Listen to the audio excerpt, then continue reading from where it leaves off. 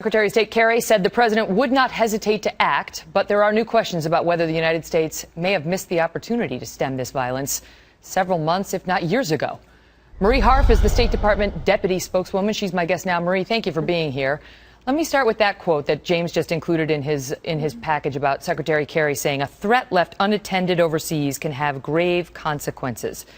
Isn't President Obama guilty of leaving a threat unattended? There were reports today that the CIA and other intel agencies have been warning him for years about the growth of this group and the consequences that would follow if we did not intervene. Well, thank you, Megan, for having me on tonight. Look, we've been very clear for months, if not longer, that ISIS and ISIL are a huge threat to the region. It was a key topic of conversation with Prime Minister Maliki last November when he was in Washington. That's why we've continued to increase our assistance to the Iraqi government to fight this threat. But what we're focused on today is how we help the Iraqi army do better, because clearly they need to. We're sending 300 special operators, the guys who know how to fight terrorists better than anyone, to Iraq to help them. And the secretary made clear, as James said today, that Iraq's leaders need to step up to the plate and realize that their future of their country really depends on their ability to bring people together and govern in a more inclusive way. But the point is, should we have been doing more?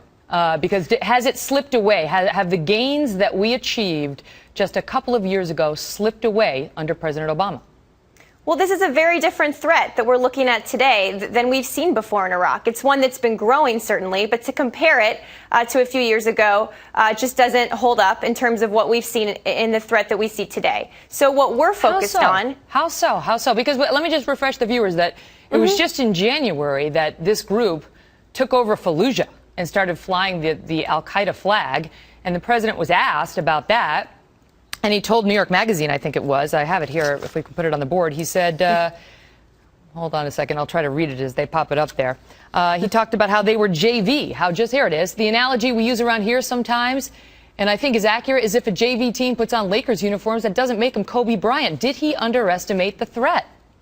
Not at all. Look, this is a threat we've been talking to the Iraqis and other partners in the region about for months. We talked about it just last November, before those comments you mentioned, with Prime Minister Maliki when he was here, and that's why we've been increasing support of munitions. We've been increasing support of intelligence. Them as JV?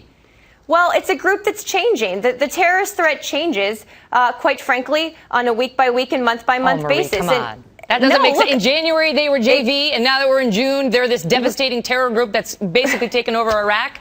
We have been very clear about the threat from ISIL for a long time, but we have seen them grow in strength, mostly because of the situation in Syria. They have been able to gain strength there, and unfortunately, what we've seen over the past few weeks is the Iraqi army surprised a lot of people and couldn't stand up to the fight. So what we're focused on today, as this threat has evolved over many months, is continuing our support January to to June. I mean, is that what you want the audience to believe? That in January they were JV, as the president said, but in that period from January to June, that's when they became, I guess, they're varsity now.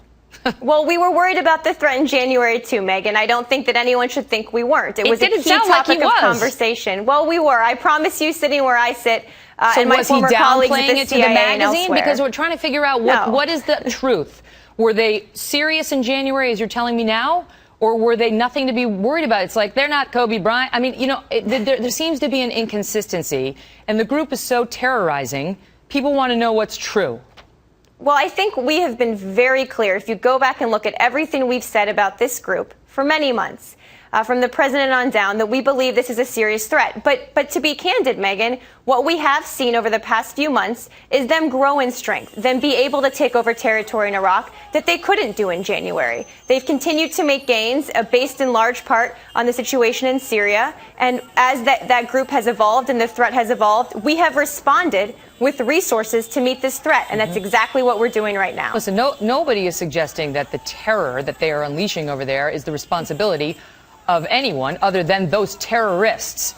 But it's fair to ask questions about what, if anything, the United States should have done or should be doing. And that question was put to President Obama just last week. The question was, should we have left troops there when we pulled the troops out of Iraq? Should we have left some troops there to try to maintain what were some tenuous gains? And here is what President Obama said last Thursday. Do you wish you had left a residual force in Iraq? Any regrets about that decision in 2011? Well, keep in mind, that wasn't a decision made by